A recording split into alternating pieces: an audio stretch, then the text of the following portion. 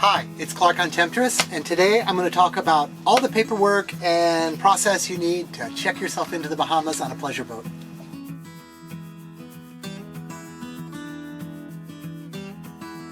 So you've just arrived in the country. You're probably exhausted, you're probably sweaty and dirty and tired. You probably just crossed the Gulf Stream and you're covered in salt.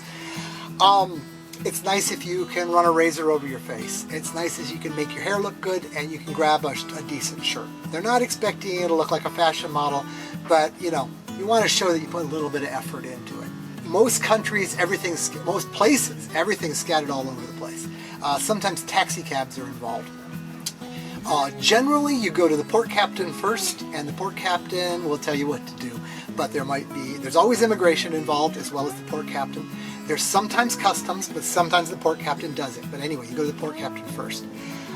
This is the Bahamas, and Bahamas have kind of a shorter version. So I'm going to talk about the Bahamas in very great detail, and occasionally I'll say, and if you go to another country, there's this form as well. Bahamas can be run around and find everything. It can be kind of stressful, involve taxi cabs and marinas and all that, or it can be easy as can be. My experiences are with Morgan's Bluff, which was kind of spread out, and I got some help. Bimini, everything's right within a block of each other, and it works out pretty well, though the people can be a bit grumpy at immigration there, I found. And West End, I just did West End. Everything is in the same office. All the different people involved are at the same desk, and they were so incredibly pleasant and nice. I highly recommend using the people here at West End if you're coming this direction. Okay, so you get off your boat, you gotta get some paperwork together. You're going to need passports for everybody on board, and legally only the captain leaves. Oh, by the way, flags. You should have a courtesy flag up, and right below that courtesy flag should be a big old yellow flag. That's called the quarantine flag. Historically, it meant, we haven't approved these guys for disease yet, don't talk to them. But it also means no commerce with these people. They're not in the country yet. This is still an island. So no one's even supposed to come and visit you. So Emily stayed on the yacht, and I got off with the paperwork we needed, and I went in and made us all legal. Then I go back and tell her she can legally get off the boat. So you need a passport for everybody aboard the boat. If you're not going to the Bahamas, you have to make up something called a crew list, which is just a list of all the people and all of their addresses, nationality, and passport number. You're going to need so many copies of that. Whenever you check into a country, maybe things have changed. It's been a few years since I've been out to these smaller countries that seriously used to do it all with a typewriter and carbon paper. They demanded you had like 6 and 7 copies of this, so you had to go find a photocopier somewhere. So it's really good if you've got a printer on board just to print out 10 or 15 crew lists and have them available in your binder. But for the Bahamas, that's all done on forms, and you just fill it out when you're there.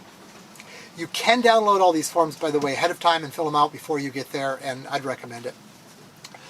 We'll find a way to get a link to you on that down in the description. So anyway, you need passports for everybody. I'm speaking from the point of view of U.S. citizens. We have the great advantage of, as U.S. citizens, British also very good about this, we seldom need a visa. We can usually just show up at a country and say, may I come in? And they say, sure. If you're traveling from Yugoslavia or something, you might not find it so terribly easy. So look at what the rules are. Usually with the smaller countries, since their State Department didn't go running around and do all the legwork, you need to have contacted the consulate of the country you're going to ahead of time and get a visa already. Sometimes that's a stamp on your passport ahead of time to be filled out. Sometimes it's a separate piece of paper. But I'm not an expert because, I'm American. You're going to need a registration and a documentation for all your vessels. And I mean all your vessels in that Temptress is documented, and your primary vessel should be. She's also registered, but I don't bother with bringing the registration. But the dinghy's registered, so I bring my registration for the dinghy. And if it's another country, you need something called a Zarpe. And the Zarpe is a form that you got when you left the last country that says basically you left on good terms. And they won't let you into most countries unless you have a Zarpe from the last country, because you could be jumping out on yard bills or running away from a marina or, I don't know, running away from the law. You need that piece of paper that says this person's left us on good terms before someone will let you in. The U.S. won't give you a Zarpe. I don't think there's any way to get one. The Bahamas has a lot of people come from the U.S., so they don't even ask. They don't expect you to have one. Though I've been asked for any kind of receipt that proves that I was in another country. So it's good the last time you got fuel just to bring your receipt with you, because they might ask to show that.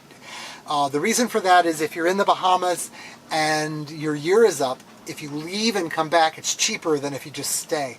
And some people just move to another town and say, I just came from the U.S. Well, they want you to prove that. When you leave the Bahamas, you don't get a Zarpe normally, but you can pay to get one.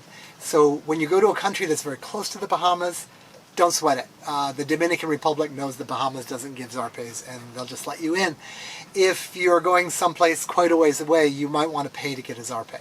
I'm not an expert on what countries require and don't require. I'm going to be a little more, because when we leave this time, we're going to go probably from the Bahamas to Jamaica. So I'm going to talk to some friends who've done the trip and find out whether I need a Zarpe from the Bahamas or not.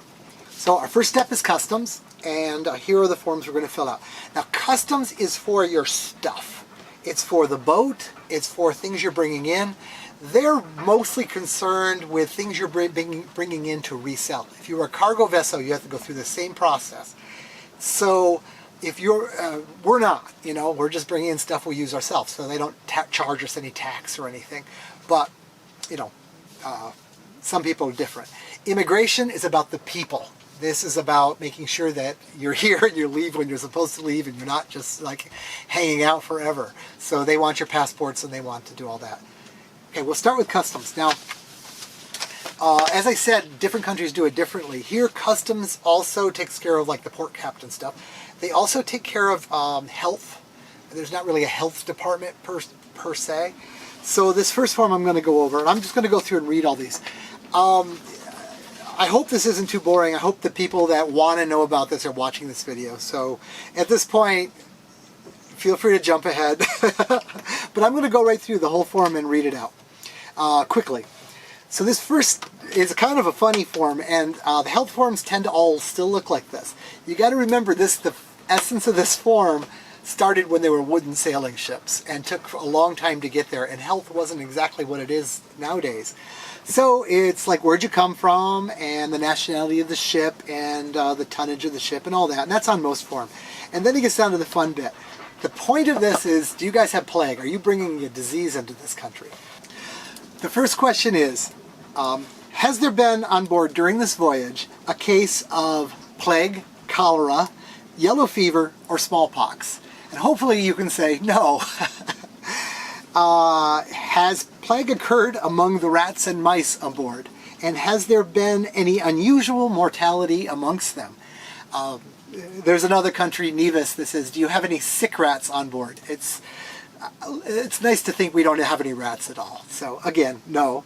Has anyone died during the voyage of disease, basically? If it's an accident, they don't care. And has anybody sick, basically? And then you just fill that out and sign it, move on to the next. This next one here, actually these two are very, very similar. And they're going to ask you things about the vessel. Again, what the name of the vessel is, what port you came from. You just fill it out again, the documentation number. They both have a section where they're asking for a list of all the crew that's on board. And then, and both of them have this, I don't know really why they have the two forms here. They ask about weapons, and they ask about ammunition. The Bahamas is particularly fussy about ammunition because they don't want you reselling bullets on the ground. They're actually pretty loose about weapons. I know people that have like AKs on board, and they don't really have a problem with that. So never lie. Just tell them the truth. Let's see, what else is, they're asking you if, one question that definitely bears mentioning is section B, question 2. Stores on board. Now, first time I got here, I go, oh my God, I don't have a list of every French fry on board this boat, and what I brought. So I thought that they really needed it, but there's only 2 lines. Okay, what you write there is normal ships stores. Just write that sentence for every country, normal ships stores. I've never had it not answer the question.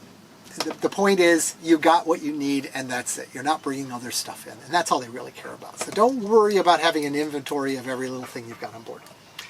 Okay, that's that. Like I said, this is just basically the same form, but this one also includes some information about the boat more specifically. Does it have an inboard engine? Does it have an outboard engine? Do you have any other outboards aboard? And for example, we do for the dinghy. The type of dinghy you have. This is all important if like your dinghy gets stolen. This will show that you brought it into the country and it has the official numbers on it, so you want to be up forward with that. The other thing they're going to ask that is of significance in the Bahamas is what's the value of your vessel? Well, I've owned Temptress for 30 years. I have really no clue what the resale value is. So I used to just pick numbers. Sometimes I'd pick high numbers because it felt good to say a high number. And then I realized what they use it for. If you decide to actually import your boat at some time, if you decide you really like the Bahamas, they go to the last form and they say, you said it was worth $300,000, pay us the tax on $300,000. So really, for the value of the boat, you're better off lowballing it a little bit, just in case you ever want to just plain stay. And the Bahamas is a nice place. A lot of people do import their boats and just leave their boats. They still have to go through immigration every year, but the boat becomes actually a Bahamian device. I've imported Temptress legally into Mexico. So Temptress is like permanently a Mexican boat as well as an American boat. So it's not crazy. So that's it for customs. Right now they've just changed all the prices. It costs $300 to get in if you want to be in for 3 months for a 50-foot boat. It costs another $300 to continue that through a year. So it used to be just $300 for the year. And we'll put a link in the description below to the Bahamas site that has all the different prices for all the different sizes of boats. But short to say, it's gone up in price. It's not unreasonable though. It's well worth a year's vacation in the Bahamas to pay $600 to customs. Okay, next stop is you'll stop at immigration. You've probably seen these before if you've traveled to the Bahamas or basically anywhere else, a tourist card. And Bahamas works on that. You fill out the tourist card. If you flew in an airplane, they give you the same card right in the airplane. So you fill it out. Emily's filled this one out just kind of fictitiously. The short of it is you get your passport number and your address and where you're staying in the Bahamas. And it says below to be completed by visitors only. And I've always filled that out. But this time I guess I got tired, and when I got to that point and I read the questions, I kind of felt they didn't apply, so I just left it blank. And the short of it is we aren't really visitors. We kind of live here for a while, so what hotel we're staying in, and then you have to write the name of the boat and everything. They were fine with me just ignoring it, but different immigration officers might have a different opinion on that. Anyway, you've got these two things. You fill these out. They ask you to please mail them back when you leave the country. And you can wait to get back to the States and just drop them in the post in an envelope.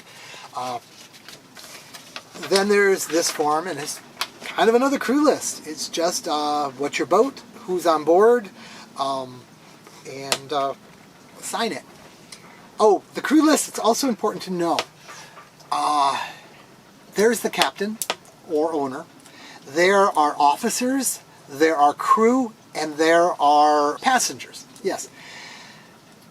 Use those words very specifically. If you're the owner or the captain, you write down captain. If your wife is on board, she is an officer. Because if you put her down as crew and something happens to you, she doesn't have authority to move the boat. So you want everybody that you trust on board that boat to be an officer. And then you want crew for everybody else. You don't want to say passengers because then you get into the charter thing and you don't want to open that box. So in short, you're the captain. Everybody you trust is an officer, and everybody that you don't trust, like if your Aunt Gertie's coming to visit, she's crew. What about kids?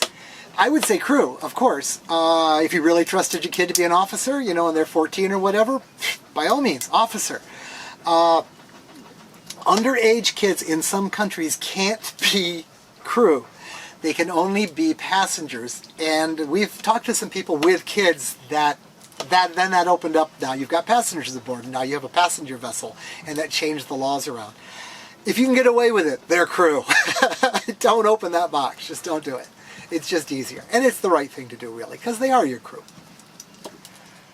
I think that's the short of it. Oh, when to check in. Some countries you do it immediately. Some countries you kind of get the feel for them, and it's like, well, it's Saturday, I'll do it on Monday. They kind of appreciate it if you don't do it right away. Some countries you check in like right away, and you don't want them to catch you in an out island without having gone through the process. Though, really, if you leave the yellow flag up, you're fine until you get to a place that's populated, to check in. Bahamas seems really lax with that. I've been at, I don't do this a lot, but I came in once to Gun Key, and it was really great weather, unlike this year. And I just hung out at Gun Key for like a week or so before I checked in. And one day this guy had been going by me every day from Cat Key up to Bimini, and he just slowed his boat down and says, "You checking in, man?" And I said, "Yeah, we'll be going up to Bimini in a day or so." He said, "Okay, man, goodbye." And off he went. That was the end of it. He was the immigration guy going down to Cat Key to deal with Cat Key's immigration. So they seem pretty lax. I mean, that doesn't mean they're lax. They're serious and they're professional. Don't break the rules, but you don't have to be like right on the line all the time. It's one of those countries. Turns out they have the rules, and then they have how it actually works. So it's good if you can talk to other cruisers and find out the right thing to do in the country. So maybe while your Q flag is still up, you go over to another cruiser and say, "Hey, what's the process?" And then they'll turn you onto it. But check in right away. That's the deal. I hope that didn't ramble too much. It's really not a daunting process.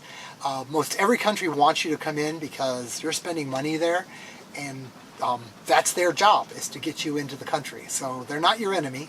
A few of them have a big chip on their shoulder, and you just have to deal with them. So if you're always very, very polite, that's over. And you're done. So thanks for watching. If you have any questions, put them down below in the comments. I'll do my best to answer them. Happy cruising. Enjoy your travels. This is the paperwork part, but it's just part of doing business.